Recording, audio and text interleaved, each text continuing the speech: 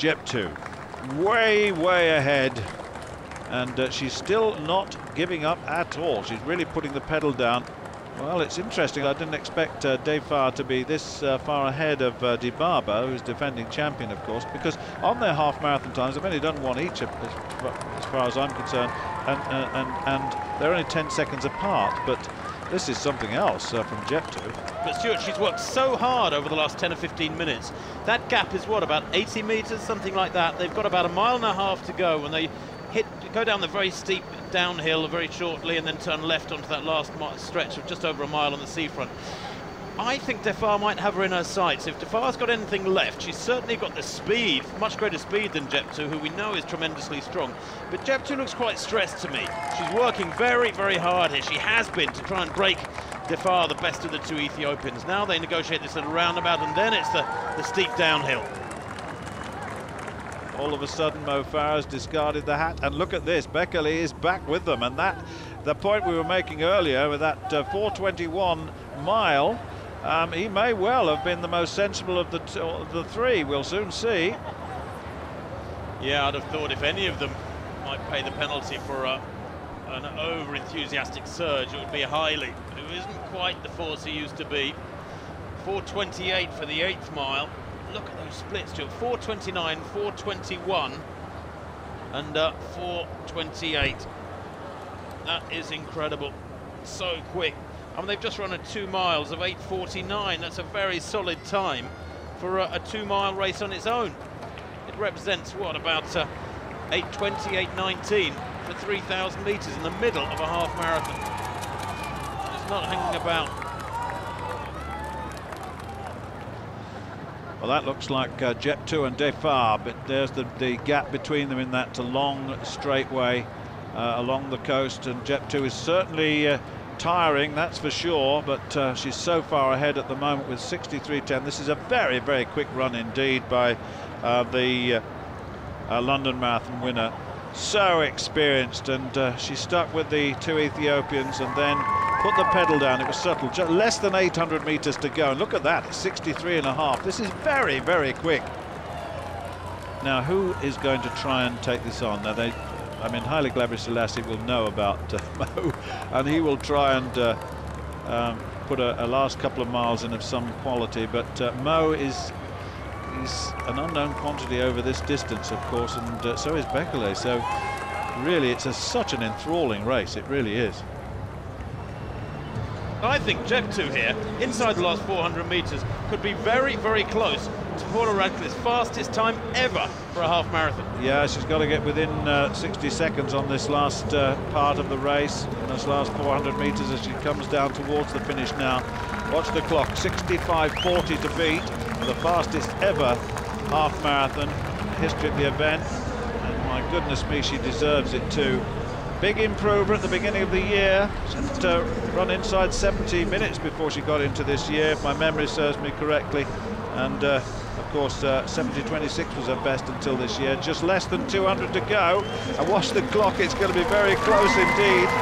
65:20 coming down. And now then, is she going to get close to it?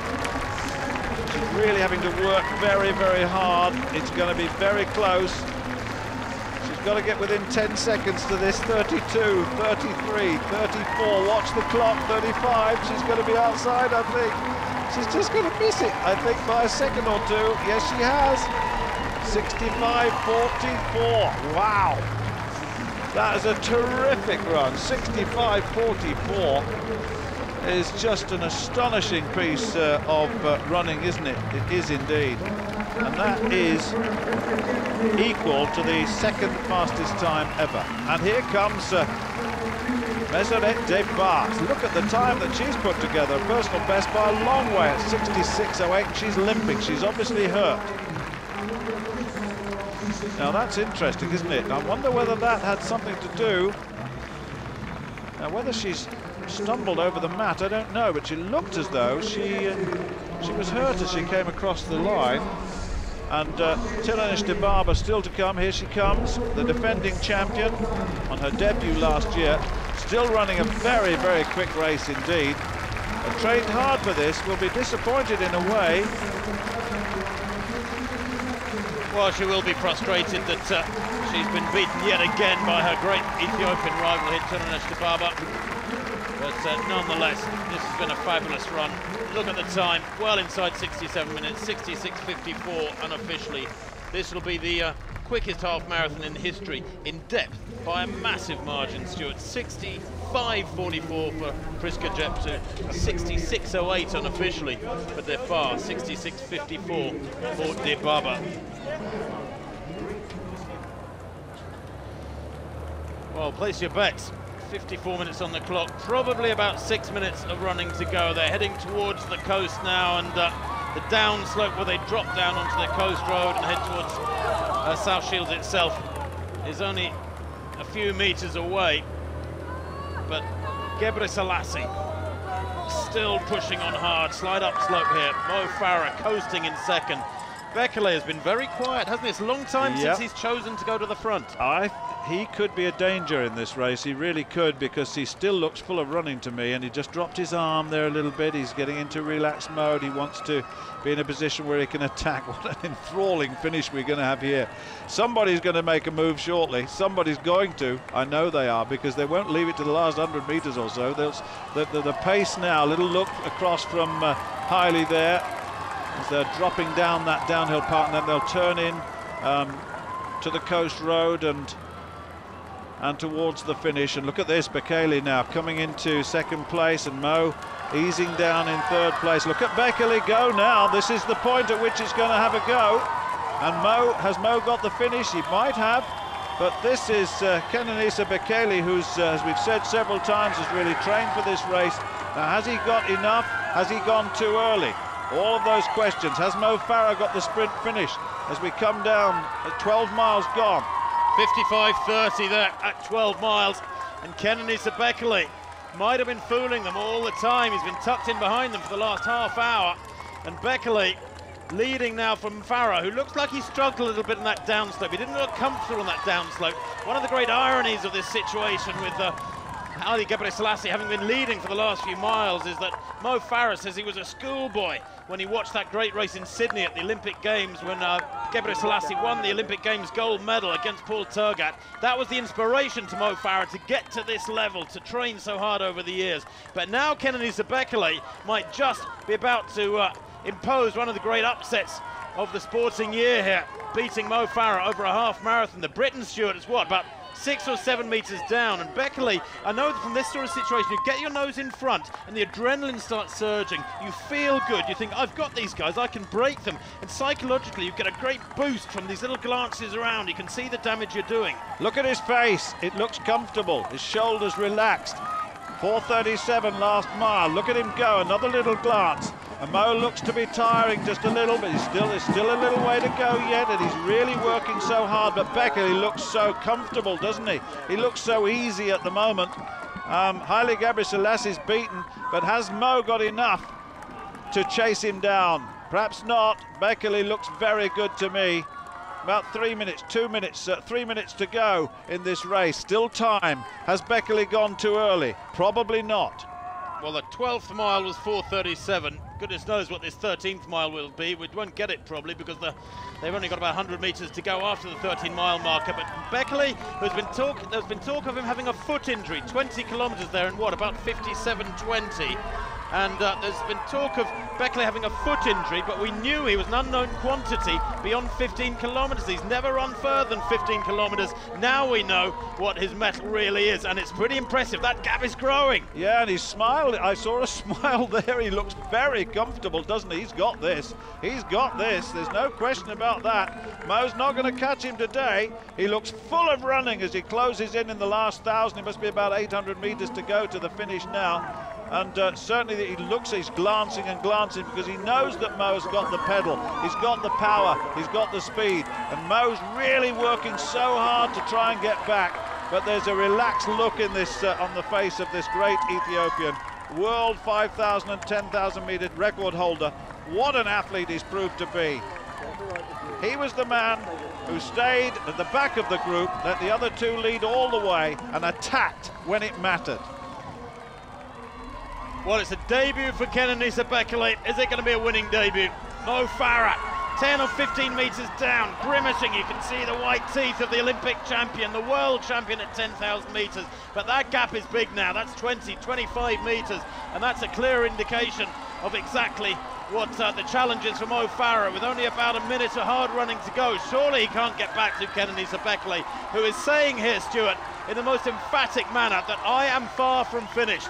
I can race on the roads, and I can race very well on the roads. And for some, this might throw a question mark as to the ability of Mo Farah to withstand the challenge of the full marathon come London next April. Gebrselassié said, don't go for it. 400 metres to run. Gebrselassié said to Mo Farah, concentrate on the track, postpone your marathon career, and this might be another reason to do just that. He is catching him, Tim. He's diminishing that advantage, but I think it's going to be too much. It's surely too much. It's a great effort, and he's still having a go. Look at this, he's closing down very, very quickly indeed, and Mo has got it down to 10 metres. Gebrselassié is bent, he's in third place. This is the battle. Kenenisa Bekele and Mo Farah with 200 to run. Surely he can't get there now. Bekele has fabulous speed as well. Mo Farah might have left this too late. 100 metres to run, and Mo Farah is busting a gut to get there. Time and again he's won big races on the track with this great sprint speed of his, but can he get past Kenenisa Bekele at the finish line? It's going to be inches in it at the line. Bekele's holding on, the smile is there, he's got it by 2 metres surely, and look at the clock just outside the hour, and Mo Farah there raising his game just a few seconds too late, still smiling, the London man as always. But Kenenisa Bekele is back. There's no doubting it now, and the man has got a future on the roads, a much bigger one than we suspected. A hug immediately there from his manager, Jos Hermans. Mo Farah congratulated by Hermans as well. But that will come down as one of the great half-marathon races in history, as in third place, Hailé Gebrselassié crossed the line in 60 minutes 40 unofficially. Still fabulous running from the Emperor to take third place in the Great North Run. Bekele, Farah and Gebrselassié, look at that, just outside the hour, but what a fantastic race at 1 second between Bekele and Farah. Wonderful, wonderful half marathon. Before World Championship, I was concentrating to train hard, and I'm feeling confident, and my injury was it's better and better, and in the end, I did it. It was a great race. It was a great finish. I thought when Kenenisa went with a mile to go, I thought the pace was just ridiculous. So I thought, I can come back and close the gap slowly. I managed to close a little bit, but you can't take away what he has. He has a great speed, and it came down to the last 200 meters, and right to the line. But it was a great race. Well, it was a wonderful performance by Gebrselassié of Kenya over Meseret Defan and Tiranish Dibaba, two Ethiopians beaten by the Kenyan on this occasion. Today I'm very happy because it is an amazing day for me. It is surprising because I didn't know that I will run in such an amazing time. And let's just look at the wheelchair. David Weir, Josh Cassidy and Rafa Otelo Jimenez, Shelley Woods, Jade Jones and Liz McTurnan of Great Britain in the wheelchair. It was tough. Some parts were quite tough for the wind, but there was a lot of bits that helped you a lot, and I was thankful the rain held off, because the roads were quite greasy, so we had to take it a bit careful on the first downhill, and make sure the tyres were ready for the greasy roads. So David Weir joined the other big names today in performing at levels seldom seen. What terrific races they were. That's it from Tyneside for another year. The next event in the Great Run calendar is the Great Scottish Run at the beginning of October. Well, don't forget, therefore, in the meantime, to keep up to date on your website, greatrun.org. But for now, from the northeast of England, it's goodbye.